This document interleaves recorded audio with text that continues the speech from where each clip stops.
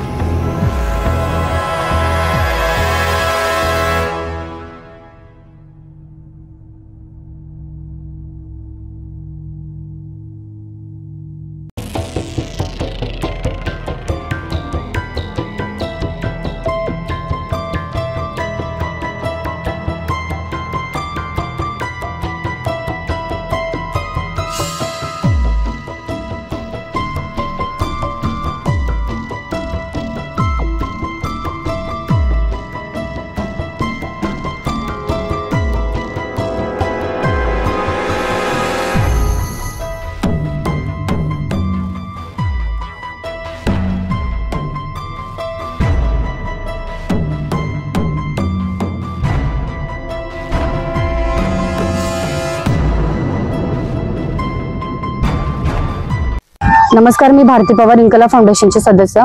15 मिनिटं आधी आम्हाला व्हॉट्सअपवर एक व्हिडिओ आला की म्हातारीचा, जी जिवंत होती आणि ती शहाद्याच्या सिव्हिल हॉस्पिटलच्या अगदी जवळच्या रस्त्यावर गेल्या 8 दिवसापासून पडून आहे। आमची टीम 15 मिनिटात इथं पोहोचली। जेव्हा आम्ही इथं पोहोचलो होतो त्या म्हातारीमध्ये जीव होता। आम्ही तिला पाणी पाजलं। आम्ही डॉक्टरांची वाट बघतोय। तिथं असं सांगितलं डॉक्टर कोणीच नाहीये, पण आमच्या समोर इथून एक वैद्यकीय डॉक्टर गेले, त्यांचं नाव डॉक्टर बर्डे, पण ते डॉक्टर ना थांबले ना गाडीमधून उतरले। जर ते उतरले असते तर ह्या म्हातारीचा जीव वाचला असता। हे पहिलंच केस नाहीये, अशा 8 केसेस आमच्या समोर इथं झालेले आहेत। एकदा आम्ही जेव्हा आलो होतो एका पेशंटला घेऊन, तेव्हाही इथे एकही डॉक्टर आम्हाला मिळाला नाही। एक डिलिव्हरी बाई ऑपरेशन थिएटर मध्ये पडून होती, ती ओरडते तरीही एकही डॉक्टर नव्हतं। तिथे नर्स तिची डिलिव्हरी करत होती। आम्ही जेव्हा मेन मॅडमांना फोन केला तेव्हा ती मॅडम इथं आली। अशा आपला हा सिव्हिल कारभार हॉस्पिटलचा कारभार चालू आहे। आणि आज आम्हाला यासाठी सगळं सांगावं लागतंय, कारण परत पुन्हा असं व्हायला नको। जर हे डॉक्टर आज थांबले असते तर ह्या बाईचा जीव इथं वाचला असता, पण ह्या डॉक्टरांचा हलगर्जीपणामुळे हे सगळं झालेलं आहे। डॉक्टरांना मी फोन लावला, 3 वेळा फोन केला, डॉक्टरांनी फोन उचलला नाही। शेवटी मी डॉक्टर मिताली शेट्टी मॅडम यांना फोन केला। मॅडमांनी आता सांगितलंय की अर्ध्या तासात सगळी टीम इथं पोहोचेल आणि मॅडमांना मी इथला सगळा कारभार सांगितलाय, कारण खूपच विचित्र सगळं चालू आहे। अँब्युलन्स इथून गेली तरी ही अँब्युलन्स थांबली नाही। आमच्या समोर अँब्युलन्स गेली तरी अँब्युलन्स थांबली नाही। नुकतंच मी आपल्या जिल्हाधिकारी मिताली मॅडम यांना फोन केला आणि मॅडमांना इथल्या सगळ्या ह्या घटनेबद्दल मी सांगितलं। मॅडमांनी सांगितलं की आताच ते तिथल्या डॉक्टरांना फोन करून इथं बोलवत आहेत। मॅडमांनी सांगितलं जर अर्ध्या तासात ते पोहोचले नाही तर मॅडम देखील त्यांची खेर जबाबदार घेणार नाही, असं ते म्हटलंय। त्याच्यामुळे मी परत सांगते की हे जे होतंय हे खूपच चुकीचं आहे। आमच्या समोर अजून आहे की हे भाऊ इकडे या, हे भेटले, हे स्वतः सांगताय की 3 दिवसापासून सिव्हिल हॉस्पिटलला फिरतात, त्यांच्या काही बोटाला लागलंय म्हणून, तरीही डॉक्टर त्यांना सापडत नाही। आणि जे डॉक्टर सापडतायत ते फक्त त्यांना उडवाउडीची कारण देत आहेत। काल येऊन गेलेलो, काल आल्याच्या नंतर डॉक्टरने सांगितलं की सुट्टी असली म्हणजे तुम्ही उद्या यावर 9 वाजता। मी उद्या 9 वाजता आज आलो, कालची गोष्ट आहे। आज आल्याच्या नंतर मी सकाळी 9 वाजता आलो, ओपीडीचा केस पेपर काढला, डॉक्टरांना दाखवलं, एक्सरे करून यात नेमकी लाईट गेलेली होती। लाईट नेमकी 12:30ला आली। 12:30 लाईट आल्यानंतर एक्सरे काढला गेला माझा। एक्सरे काढल्यानंतर रिपोर्ट सोमवारी भेटेल। उद्या मी सुट्टीवर आहे म्हणजे एक्सरे डिपार्टमेंटचे कोण व्यक्ती होते मला सांगता येत नाही। ते बोलले की तुम्ही सोमवारी या म्हणजे सोमवारी येऊन तुमचा एक रिपोर्ट भेटेल, पुढची रिपोर्ट आपण करू. नमस्कार, मैं संदीप राजपाल इनकलाब फाउंडेशन से. हमें 15 मिनट पहले एक फोन आया कि एक दादी माँ सिविल हॉस्पिटल के पास गिरी है. हमारी टीम जब यहाँ पहुंची तो ये दादी माँ में सांस थी, ये सांस ले रहे थे. कुछ टाइम पहले हमने इन्हें पानी पिलाया और इनकी सांस चली गई. हमारे सामने से सिविल हॉस्पिटल के डॉक्टर्स गए और एम्बुलेंस गए, फिर भी उन्होंने इतनी इंसानियत नहीं थी कि वो रुक के एक बार चेक करे कि क्या हुआ है. तो मैं ये सिविल हॉस्पिटल का 3rd या 4th केस था. हम लोग लास्ट टाइम भी आए थे, जब भी इन्होंने बिल्कुल कोऑपरेट नहीं किया. हमारे पास इनके सब रिकॉर्डिंग्स है. लास्ट टाइम हम लोग जब आए, जब इनकी सिस्टर्स डिलीवरी करी थी, यहाँ पे डॉक्टर्स अवेलेबल नहीं थे. 9 एम्बुलेंस खड़े होने के बाद भी ये लोगों ने एम्बुलेंस हमें वहाँ पे एक स्पॉट पे नहीं पहुंचाई. तो मैं आप सबसे रिक्वेस्ट करता हूँ कि आप लोग सिविल हॉस्पिटल में आके इन लोगों से इनकी जो दादागिरी चल रही है उसके बारे में आप लोग सब अपनी अपनी राय दें. ब्लू कलर की कार में थे, मेरे को एग्जैक्टली नाम नहीं पता, बट अभी सुनने में आया कि बिराड़े सर करके थे. मैं देख के बिल्कुल भी रुके, उन्होंने हमारी तरफ देखा भी नहीं, सीधी कार निकाल ली. जबकि हम यहाँ पे 4-5 लोग खड़े थे और पेशेंट भी ऑन रोड पड़ा हुआ था. अभी बिराड़े सर को कॉल्स भी किए बट उन्होंने रिसीव नहीं किए. और हमने अभी कलेक्टर मैम को भी इन्फॉर्म किया है, आमदार साहब तक भी पहुंचने की कोशिश करी है, बट सर का फोन स्विच ऑफ है. कलेक्टर मैम ने कहा है कि वो हायर अथॉरिटी से बात करके यहाँ पे किसी को भेज रहे हैं. नाही मॅडम, ऍक्च्युली ती पेशंट डिस्टर्ब होती, तिला पण नाही ऍडमिट, तिला ऍडमिट केलेलं होतं. तिला डाएट वगैरे सगळं चालू होतं, पण ती अशीच मदत निघून यायची. तिला नाही तिला रेफर केलं होतं मॅडम आम्ही नंदुरबार सिव्हिलला 16 तारखेला. नाही तिला नाही मॅडम, तिला नाही ॲम्ब्युलन्सच ती सगळी तयारी केली होती, पण आम्हाला ते पोलिसांना आम्हाला कंपनी पाहिजे होती की त्यांनी बरोबर जावं. अननोन पेशंट होते ना. नाही आम्ही सांगितलं आणि आज पण आम्ही परत टीम करून तिला पाठवणार होतो. म्हणजे टीम तयार झाली होती आमची.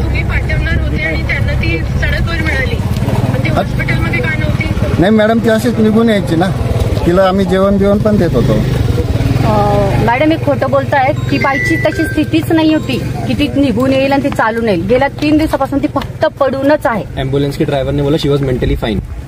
इनके एम्बुलेंस के ड्राइवर ने बोला अपने को कि वो मेंटली स्टेबल है, आधा शेल्टर होम में शिफ्ट कर सकते, और उसकी कंडीशन नहीं थी. त्यांना जरा परत फोन देताय. हां हॅलो मॅडम, तुम्ही सांगत आहे डॉक्टर खर्डे आहेत. कोण आहे डॉक्टर खर्डे? कुठे आहेत हॉस्पिटलमध्ये? बर्थडे डॉक्टर बर्थडे तेच मॅडम, तेच तुमच्याशी तेच बोलतायत. नाही खर्डे मॅडम, निघून आले हॉस्पिटलमधून. अजून कोण आहे? खर्डे मॅडम आहेत. खर्डे मॅडम झालं. मॅडम एक खोटं बोलतायत, कोणीच नव्हतं. मॅडम होत्या, मॅडम मध्ये होत्या आयपी याच्या वार्ड मध्ये. पेशंट आले तुमच्या हॉस्पिटलमध्ये, कोणाला कळणार की पेशंट आले? पेशंटला कोण बघणार? नाही मॅडम असतात, तिथं एमओ असतात मॅडम, असं नसतं ते. म्हणजे आणि मॅडम स्मेल आ रही है, ड्रिंक किया हुआ है. पेशंट येऊन मला कॉल करत आहेत. जे डॉक्टर आहेत ना, वास येतोय, कळत आहे. ड्रिंक नाही, ड्रिंक केली करतच नाही. ड्रिंक करतच नाही. अहो ड्रिंक करतच नाही मी. मेडिकल करना करत नाही का? मैम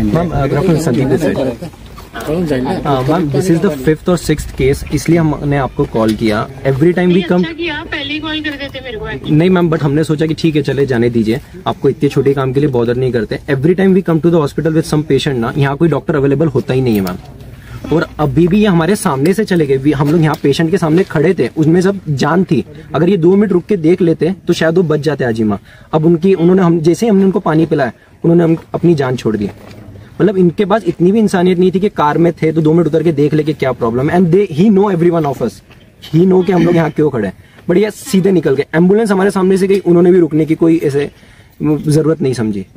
ई मराठी न्यूज हे चॅनल सत्य आणि प्रामाणिकतेवर आधारित सामाजिक, शैक्षणिक, आरोग्य, आध्यात्मिक, राजकारण व प्रवास विषयांवरील माहिती सादर करून सकारात्मक बदल घडवण्यास कटिबद्ध आहे. पुढील लिंकवर क्लिक करून आजच चॅनलला सबस्क्राईब करा.